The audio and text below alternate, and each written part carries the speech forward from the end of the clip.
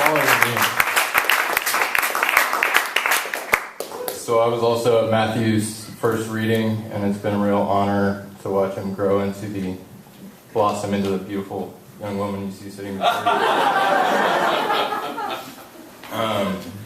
Yeah, I got a book coming out like SB on Punk Hostage Press. It's called Yeah Well, in the middle of November. Didn't have time to put that in the bio. In the meantime, my poems will be here on the floor. This is called For Better or For Worse, Being a Man in a Patriarchal Society Means That I Can Pee Wherever the Fuck I Want. In the Vietnamese noodle place by the lake, there is a unisex restroom and a men's room.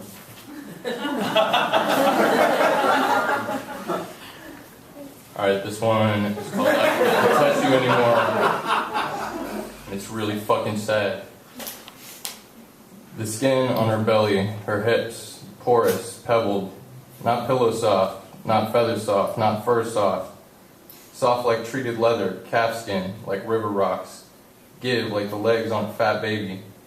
I make sure to fill the water glass that lives on the nightstand, should she awake, thirsty, as she often does, like a child in the night.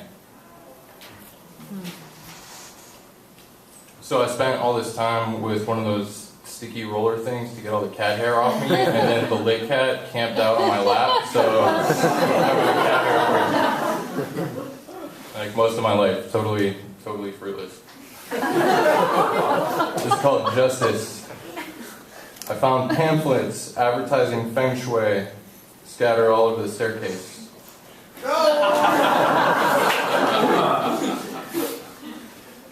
Alright, this one's called I've Still Got You Dated Formats.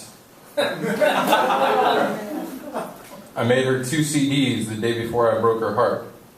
But then the heartbreaking distracted me and I forgot to give them to her. They're still sitting there on the shelf above my desk, collecting dust in their little paper sleeves. Right next to the tape I made for you, but can never give you. The letter I can never send. So that poem is actually a lie. She didn't have a tape player in her car, so I put it on a CD and I gave it to her, and we fell very much in love, and then she left me to go find herself. So I tried to write a series of poems, and I don't know if any of you guys ride the bus, but I ride the bus a lot. And you ever get on the bus and you like pick the most attractive person in the bus, and then you have a little imaginary relationship with them in your mind? So my best friend's sitting over there, we call them bus girlfriends. So I tried to write a series about bus girlfriends, but then I started feeling guilty about objectifying women, and there's no real way to write about strangers on the bus that you're fantasizing about without objectifying them. And there was this one girl I used to see on the BART every Tuesday, and she was a black girl, and I was trying to figure out how to write a poem about having a crush on a stranger black girl without saying that she was a black girl, and I couldn't figure out how to do it, so I stopped writing them. But there's 3 of them, and I turned it into one poem in 3 chapters. It's called Bus Girlfriends. Bus Girlfriend 1.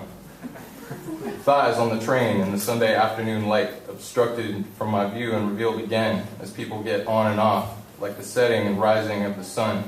100 little mornings. She stepped off at her stop to go home to her lonely apartment, to a pair of loving arms to finish her run. Those thighs that give shorts a reason to live. And instead, 2 Latin couples that didn't know each other.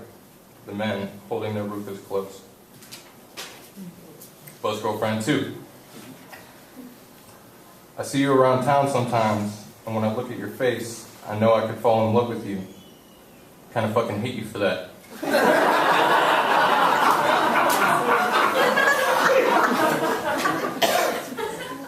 Bus Girlfriend 3. Little goth girl, all fishnet and gangly arms, and those impossibly perfect tits that are wasted on young girls. Giant kitten eyes peering out from her makeup. The tattoo on her chest is cute and generic and shy as her pretty frightened face. Platform boots might fool the boys in the club, but here on the train they look awkward and ridiculous. I guess that's always been true of girls like that. She gave me a look as I chuckled out loud to myself for thinking, if only I was 10 years younger. And then, oh Lord, it's already come to this.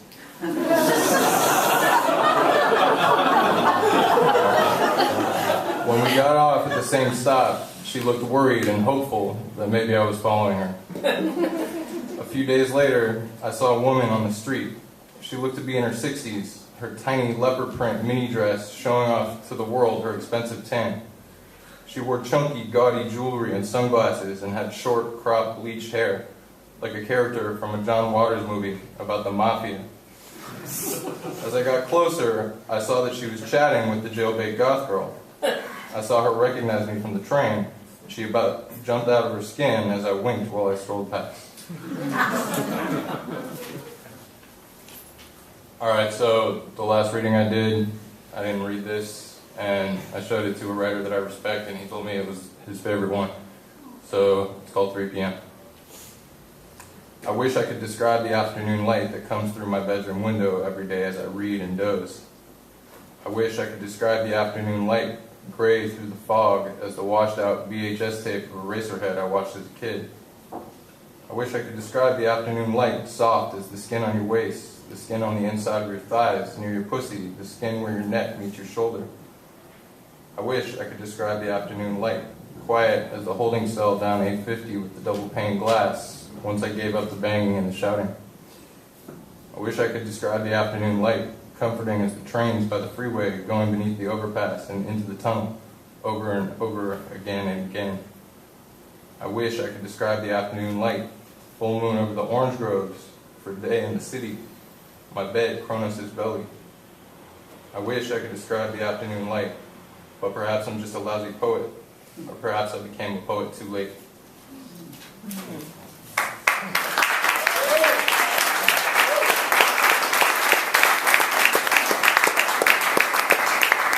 They're poems, y'all. I don't sing or nothing.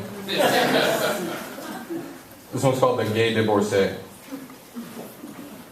I passed a car on the 580 freeway with streamers and stuff hanging off, and the words "just divorced" written in soap on the rear window.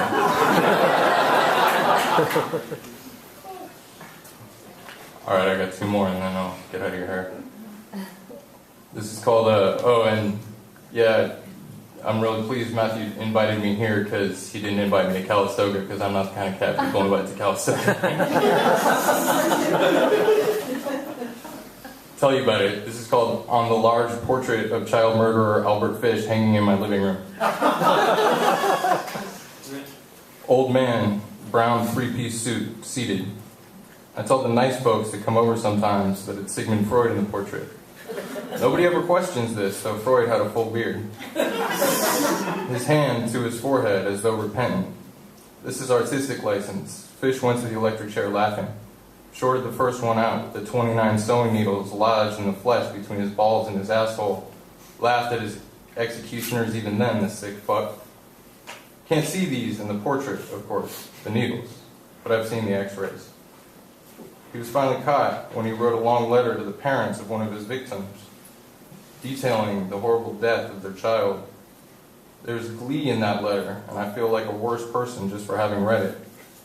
It's so rare that deep down, evil comes this fucking unsympathetic. That's a lie too, nobody ever comes over to my house. Alright, this is my last one, it's called Determination. Also a true story. My father told me a story once about a man he knew whose wife had gone blind. She said she bought some eye drops that were tainted with lye. They began, this man and his blind wife, legal proceedings against the eye drop company. But when the doctors examined her eyes, they found no evidence of the kind of damage that lye might cause. As a matter of fact, they found nothing the matter with her eyes at all. It came out then that the woman was crazy. She had made it all up, except that she was indeed as blind as if God himself had swallowed the heavens and earth. She had simply stared into the sun until everything disappeared to a single point, like a picture tube on an old television finally burning out. And then, not even that.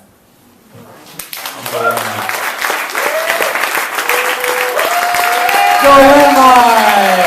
Bravo! Right